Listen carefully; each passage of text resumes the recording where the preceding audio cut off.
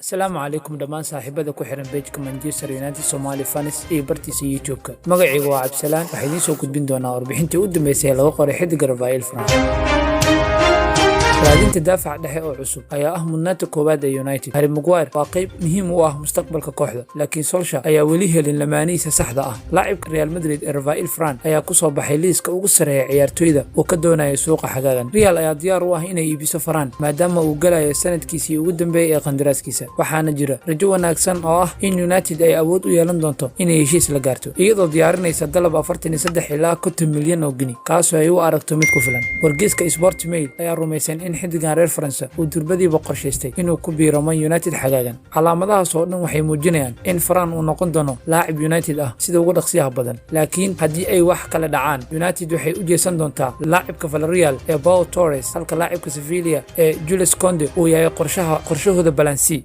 Varane waa mid ka mid ah bartilmaameedyada ugu sareeya ee United ee suuqa kala iibsiga xagaagan, iyadoo Real Madrid ay diyaar u tahay inay iska iibiso maadaama uu galayo sanadkii ugu dambeeyay qandaraaskiisa. Ole Gunnar Solskjaer ayaa raadinaya lamaane tayo sare leh oo ku lamaanaya daafac dhexe ee reer England Harry Maguire, kuwaasoo udub dhaxaad u noqon doona daafaca Red Devils. Sidoo kalena wuxuu doonayaa inuu dhiso koox diyaar u ah inay u tartanto hanashada horyaalka Premier League iyo koobab kale oo ugu horeeya UEFA Champions League. Victor Lindelof iyo Eric Bailly midkoodna ma aysan caddeyn inay awood u leeyihiin inay ka garab ciyaaraan daafaca reer England ee Harry Maguire. Sidaa daraadeed, taasi waxay ku qasabtay Solskjaer iyo Man United inay suuqa u galaan daafac tayo wanaagsan oo wax badan ku soo kordhin kara kooxda, walibana xasilin kara qaybta dhexe ama qaybta dambe ee kooxda. Varane ayaa muujiyay tayadiisa daafacnimo isagoona hormariyay qaab ciyaareedkiisa, taasoo uu tababarihii hore ee Real Madrid Zidane uu ku tilmaamay mid ka mid ah daafacyada ugu wanaagsan horyaalka Spain iyo adduunkaba. Rafael Varane ayaa xirfadiisa ciyaareed ku guuleystay 3 horyaal oo La Liga ah iyo 4 UEFA Champions League intuu uu joogay Bernabeu, iyo sidoo kale inuu koob adduun la qaaday xulkiisa France 2018.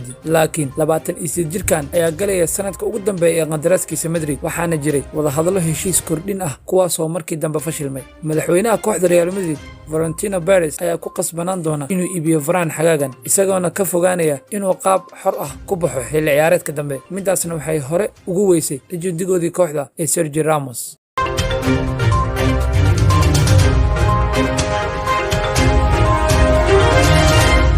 United ayaa ah kooxda ugu cadcad ee la soo wareegay xidigan, laakiin talaabadan ayaa ah mid lagu kala aragti duwan yahay qiimihiisa saxda ah ee ciyaaryahanka reer France. Madrid ayaa durbaba diiday dalab 50 milyan oo gini oo ka yimid Red Devils bishii June, waxaana lagu soo waramayaa inay ku doonayso lacag ku dhow 80 milyan oo gini, taasoo aysan macquul ahayn, iyadoo wadahadallada ay si tartiib ah ku socdaan. Haddii ay miradhal noqon waayaan, kooxda United ayaa suuqa ka raadin doonta xulashooyin kale, iyadoo macquul ay tahay in ay u dhaqaaqdo Pau Torres oo Villarreal u ciyaara ama Jules Koundé oo Sevilla u ciyaara. Halyeeyigii hore ee kooxda Rio Ferdinand mar uu ka hadlayay arrintan barnaamijkiisa Vibe with 5 podcast ayuu ku yiri, wuxuu keenayaa maskax guul buuxda leh, waxaana u malaynayaa inuu ciyaaray 14 finaal uu ku guuleystay 14koodaba. Marka waxa uu leeyahay maskax dhammaystiran oo guuleysata, wuxuu yaqaanaa sida loo guuleysto, wuxuu leeyahay khibrad weyn. Markii aan arkay Man United oo ku dhibaatoonaysa kulamada, waxaan garwaaqsaday inaan u baahannahay ciyaartoy xawaare sare kaasoo lagu lamaanayo Maguire. Haddii aad hesho